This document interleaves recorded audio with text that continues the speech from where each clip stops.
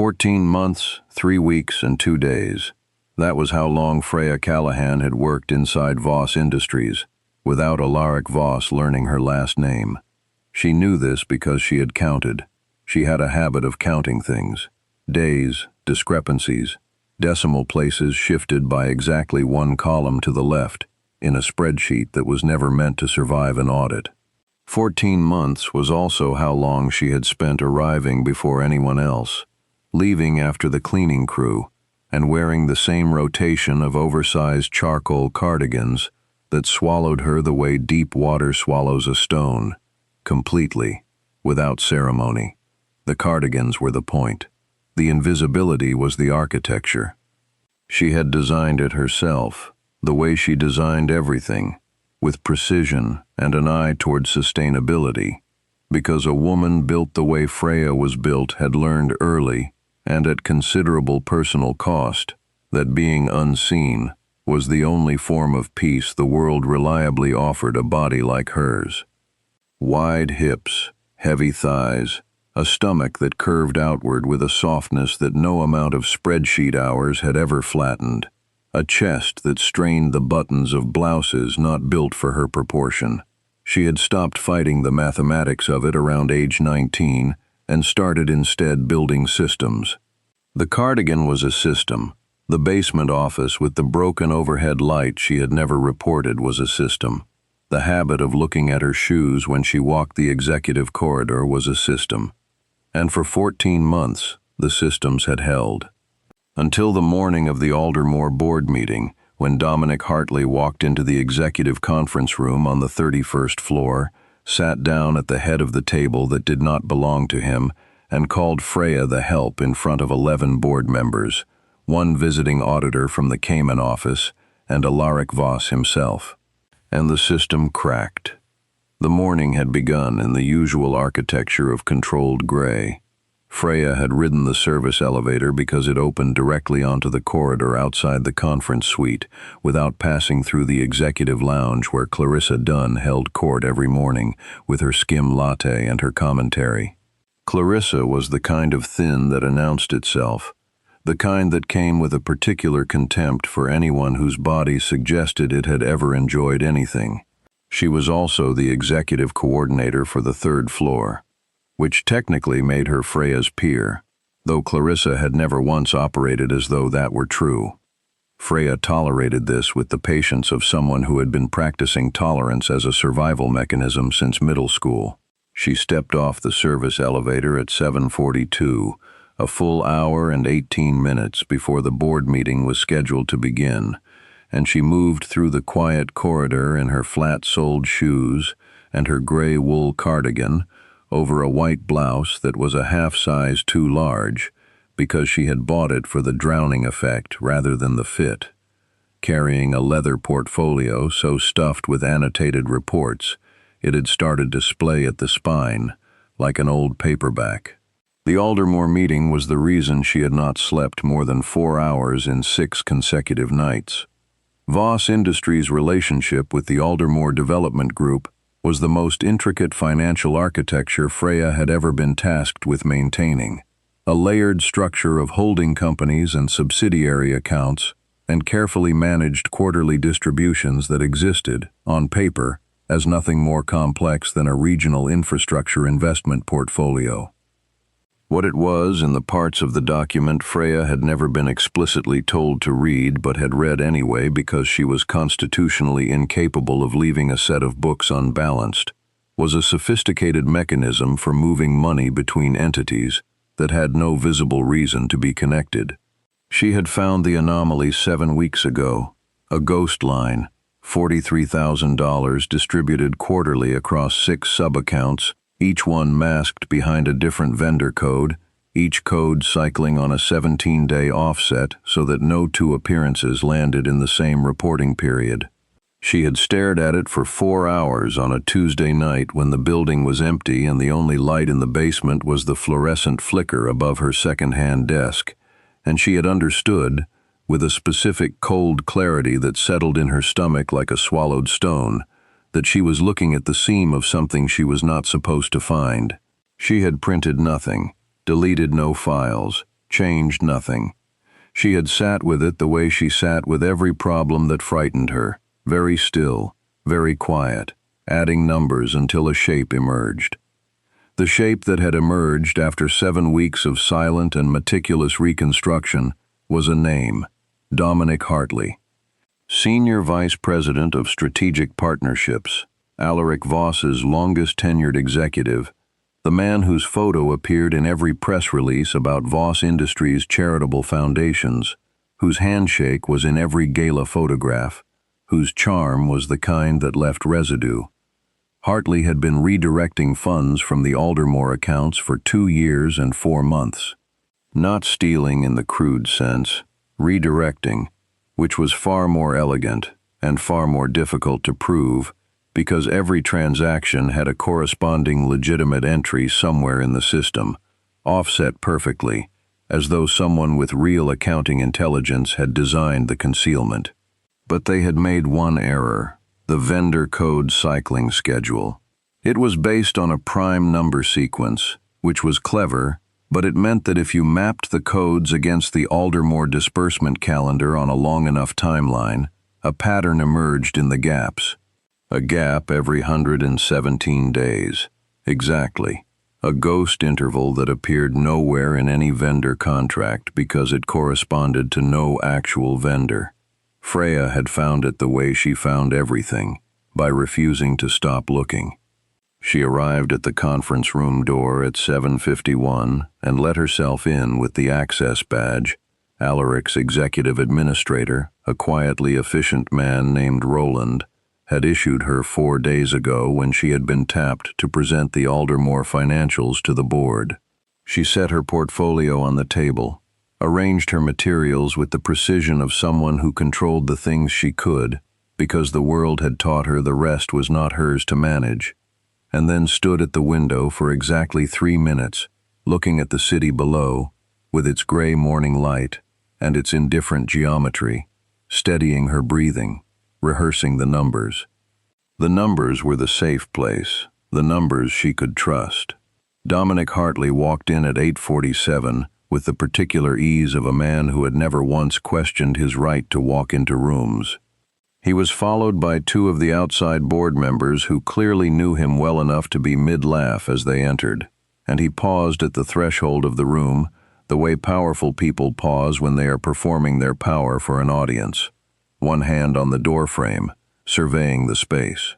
His gaze traveled the table, catalogued the seated board members, dismissed the junior staff along the far wall, and landed on Freya.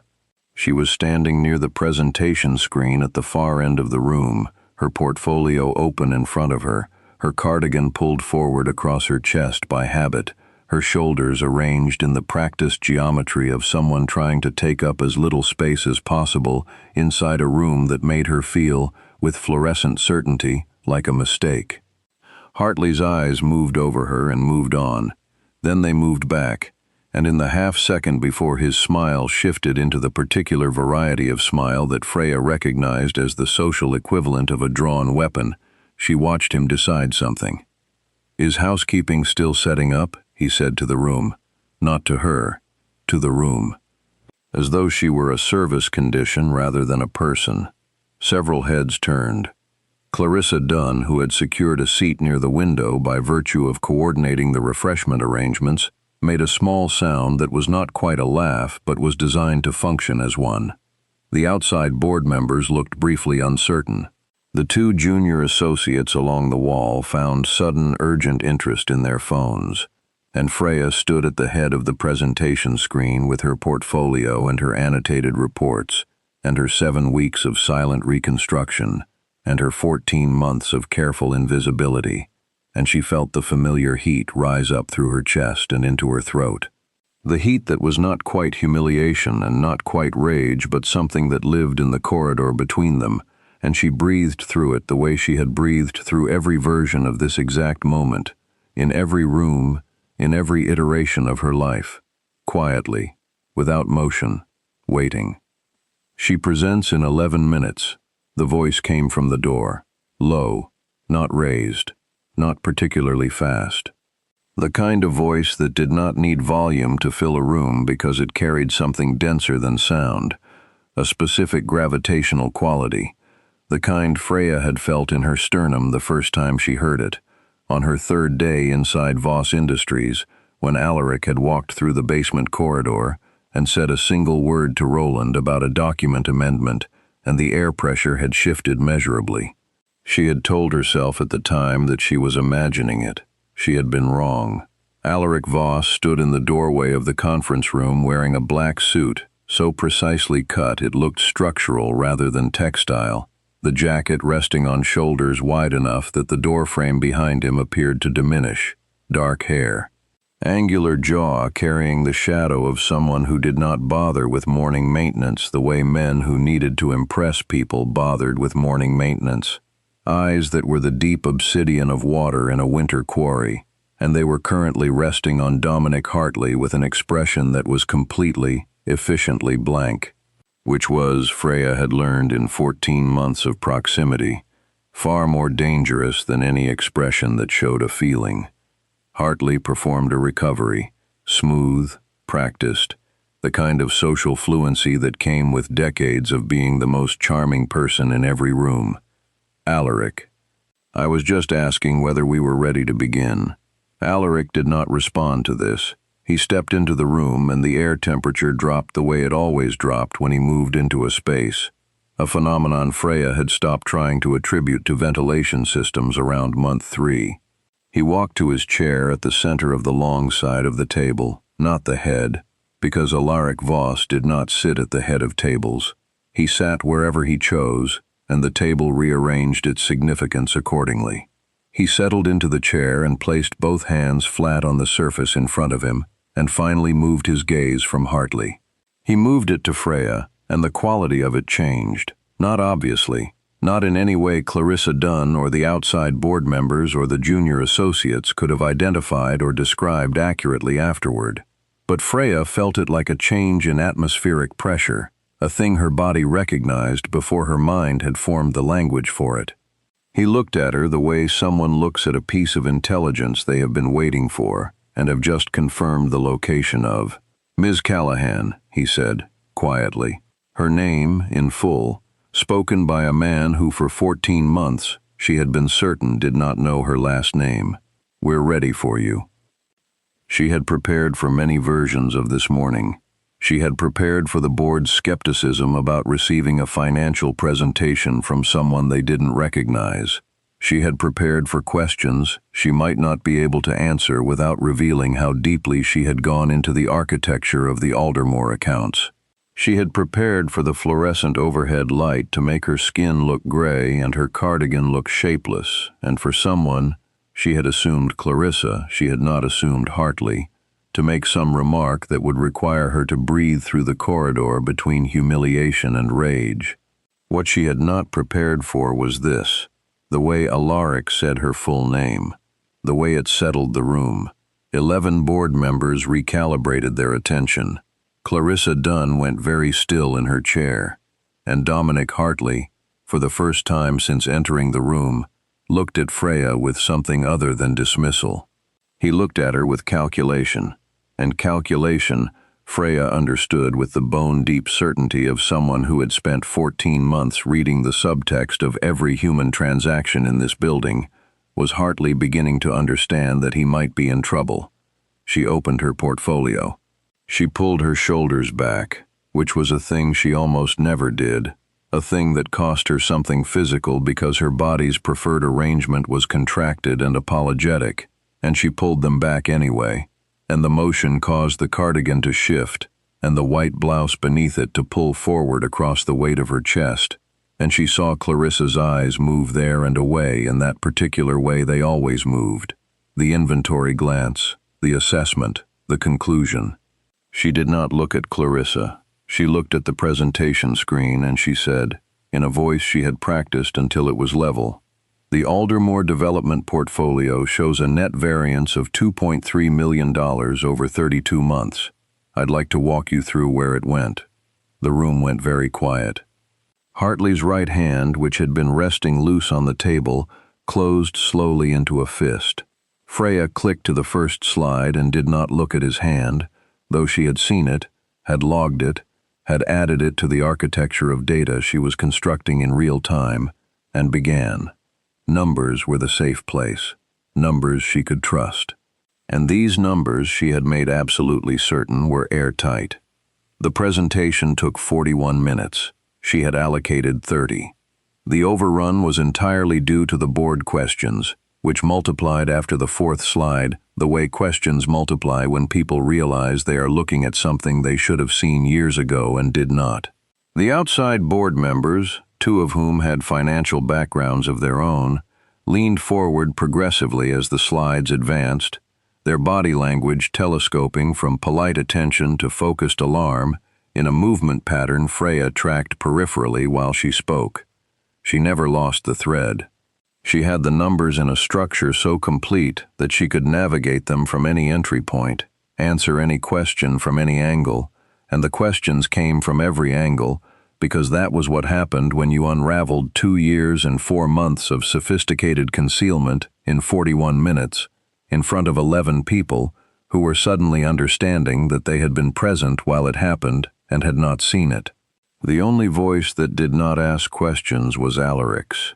He sat with his hands flat on the table and watched her and did not speak, and the quality of his watching was something she was carefully, deliberately not thinking about while she presented, because she needed to finish presenting before she could afford to think about anything except the numbers.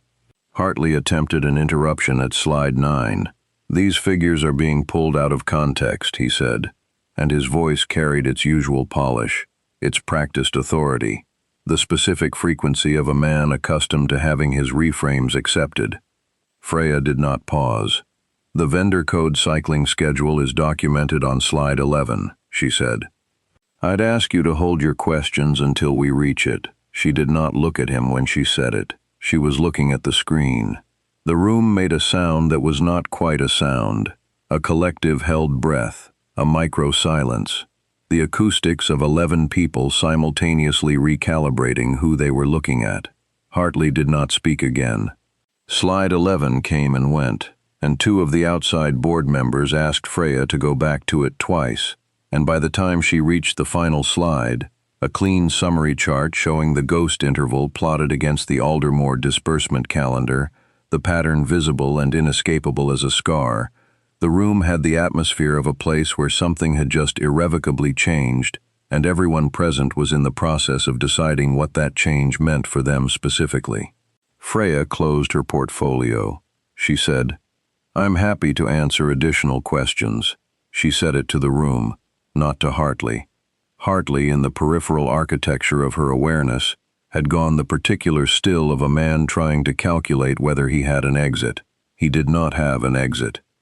She had made certain of that on the 4th night without sleep, when she had mapped every subsidiary account, every vendor code, every cycling offset, and had arrived at a version of the evidence that contained no gap wide enough for a man like Dominic Hartley to move through without leaving a shape behind. The meeting ended at 11:17. Alaric said 2 words, "Thank you, everyone," and the room began its dispersal with the quiet urgency of people who understood that something official was about to happen and who preferred to be elsewhere when it did. Roland appeared at the door almost immediately, which told Freya that Roland had been waiting in the corridor, which told her that Alaric had known in advance this was how the morning would end. 2 men she had never seen before entered from the secondary access corridor. They were dressed well. They moved with the specific economy of men who had done this before. They went to Hartley. Hartley looked, for the first time since Freya had known him, as a recurring figure in the building's social geography, as though he had run out of surface. His mouth formed the beginning of something, a protest, an appeal, an explanation, and then Alaric turned his gaze to him, and whatever Hartley had been about to say did not survive the journey from intention to speech. Clarissa Dunn gathered her materials and moved for the door with her eyes aimed at the floor, which was a new configuration for Clarissa, and Freya noted it the way she noted everything, quietly, without motion. The outside board members filed out in clusters of 2 and 3, several of them pausing to look at Freya with the expressions of people revising a category. One of the women, the chair of the audit committee, who had the handshake of someone who had earned it, stopped beside Freya and said, "Exceptional work." Then she left. And then the room was empty, except for Freya and Alaric. He was still at his chair. He had not stood. His hands were still flat on the table, but he had turned in the seat so that he was facing her, and the quality of looking he was doing now was different from the one during the presentation, less the calculation of intelligence and more something underneath it, something that had no vocabulary in the professional register she had been maintaining for 14 months. Freya closed the presentation program and aligned the remaining papers in her portfolio with the precision of someone who needed something precise to do with her hands, and then there was nothing left to align, and she stood with her portfolio against her chest and the cardigan drawn forward and the white blouse still pulling across the weight of her, and she looked at Alaric Voss and she said, before she could stop herself, "You knew my last name." "It was not a question," he said. "I've known your name since the 14th of September, 14 months ago." His voice was the same low register as always, the same specific gravity, but it was doing something different now, something that arrived in her chest before her ears finished processing the sound. "That was my second day," she said. "It was," he said. A pause. "You found a discrepancy in the Aldermore baseline audit and corrected it without being asked. You corrected it and told no one. I reviewed the log." She stared at him. The cardigan felt, in that moment, very obvious against her body, the deliberate shapelessness of it, the armor function, visible now in a way it was not visible when the room was full of people to look at instead. He stood. He was very tall. She had always known this in a general, peripheral, professionally registered way, but in an empty conference room it was a specific and present fact. The breadth of him, the way the overhead light defined the line of his jaw and the set of his shoulders, and the precise, unhurried quality of his movement as he walked toward her. And she took the smallest possible step backward without meaning to, and then made herself stop, because her portfolio was already against her chest, and there was nowhere further to retreat. He stopped at a distance that was closer than professional and further than anything she had language for, and he looked at her for a long moment without speaking, and she could actually feel, his attention moving over her in a way that was not the inventory glance, not the assessment, not the conclusion Clarissa's eyes had made. It was a different thing entirely, something that mapped rather than measured, something that did not arrive at a verdict. "You spent 14 months making yourself invisible," he said. "The same register, the same low, still quality. In my building, in my operation." She said, "I'm good at it." He said, "I know. I also know it cost you something." Her throat did the thing throats do when a truth that has been compressed for a very long time is suddenly adjacent to open air. She did not say anything. He said, "You will not be invisible here, not anymore," and the way he said it was not a kindness. It was an instruction delivered in the tone of a man who had long since decided the outcome of the thing he was describing and was only now choosing to announce it.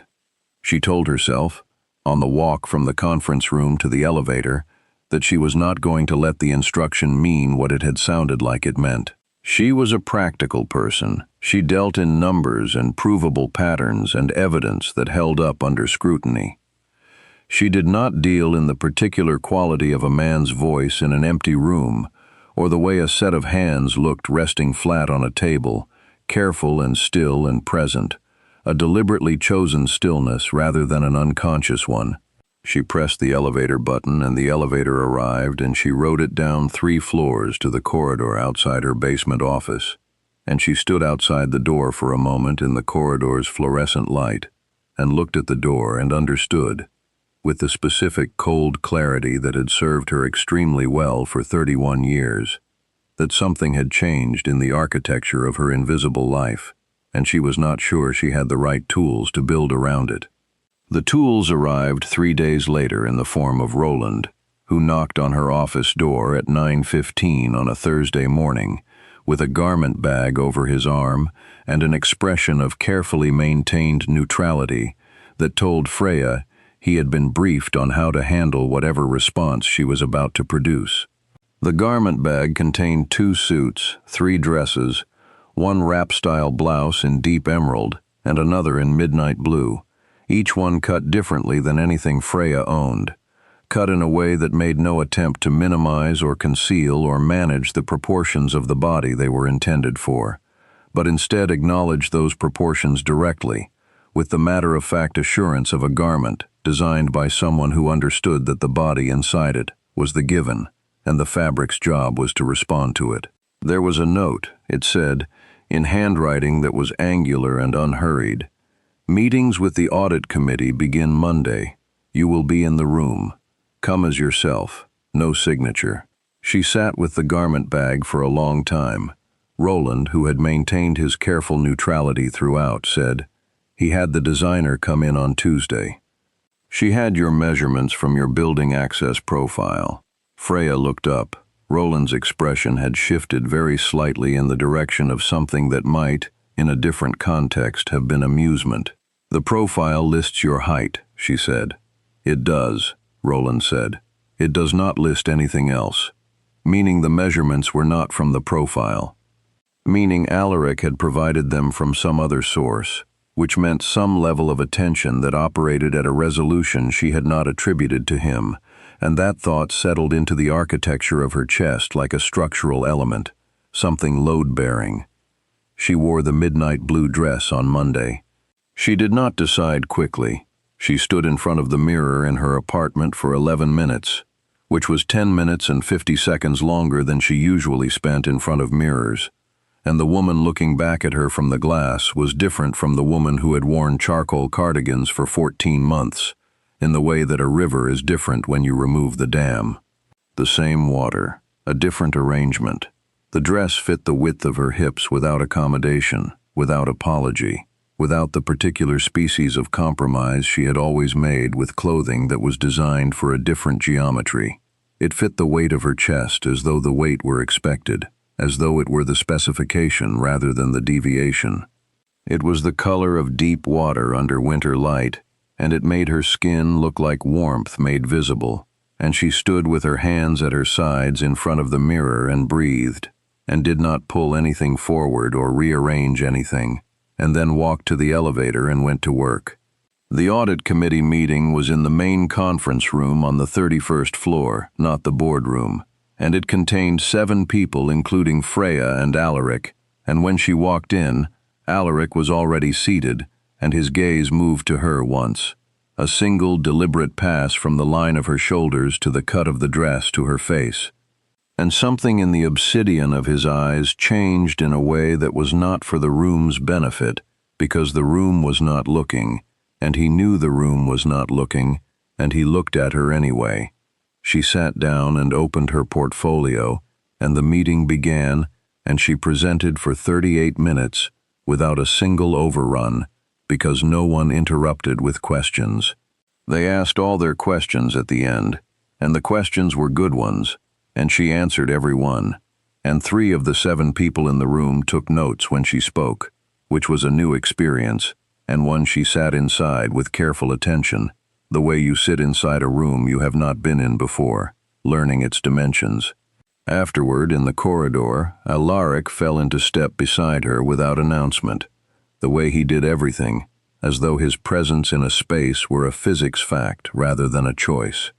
She was aware of the height of him, the breadth of him, the specific dark cedar and cold air note of his cologne, which she had been logging involuntarily for 14 months in the way the body logs things it has decided are important, before the mind has been consulted about the decision.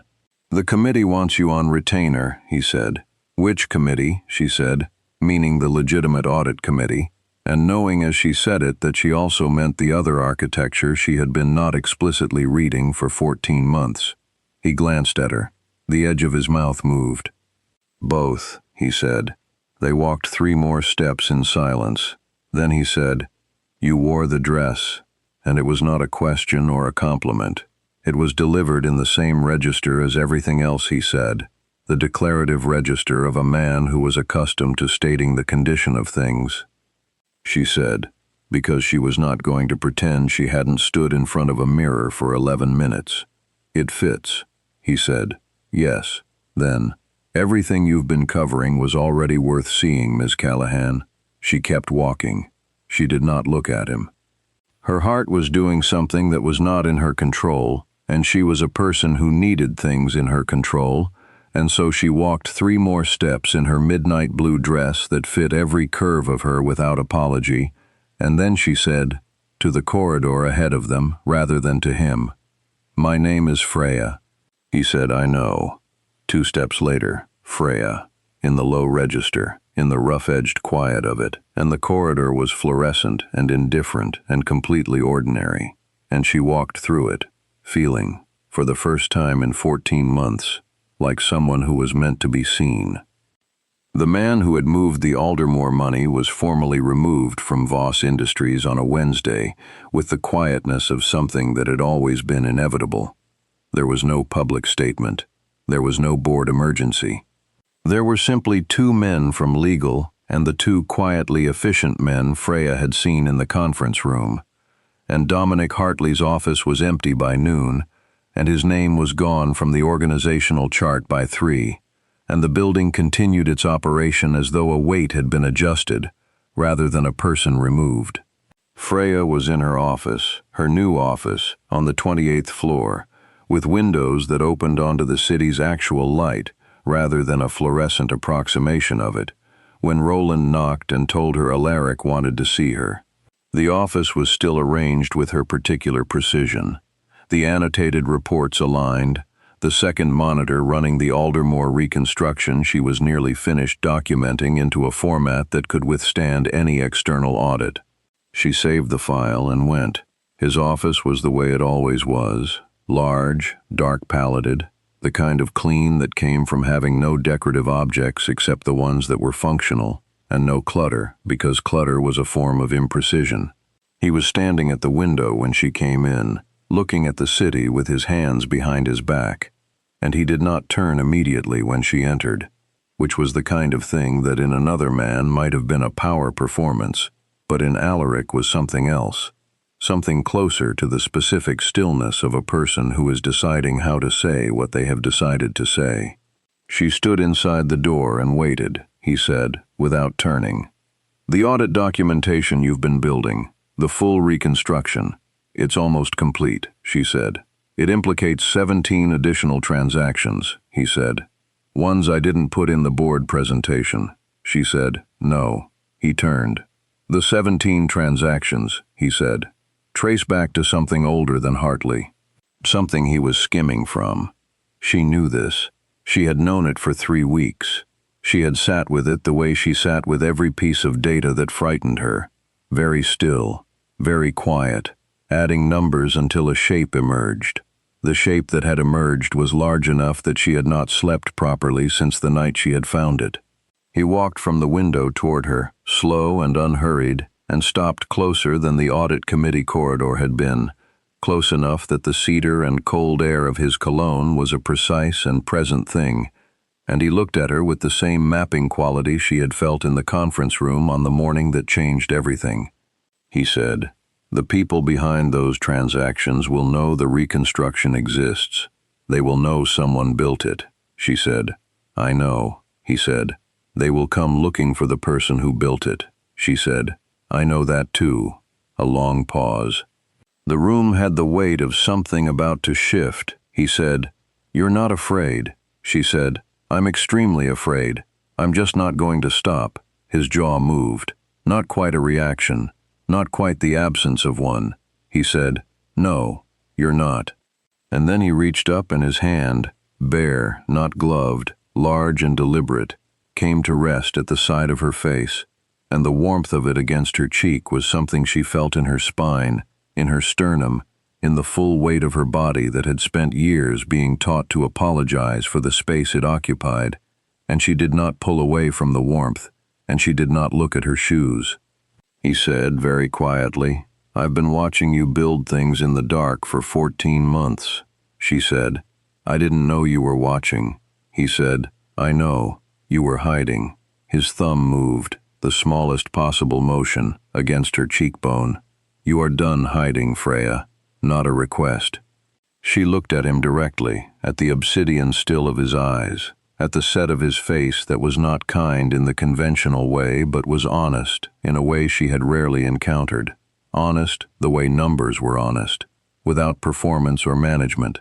And she said, "There are people behind those transactions who have names that will complicate your operation considerably." "Yes," he said. "Is that a problem?" she said. "It's an invitation. Tell me what you need." Something in his face then, a barely visible thing, a shift in the precise calibration of his expression, that was not quite relief and not quite recognition, but lived in the corridor between them, the same corridor that lived between humiliation and rage.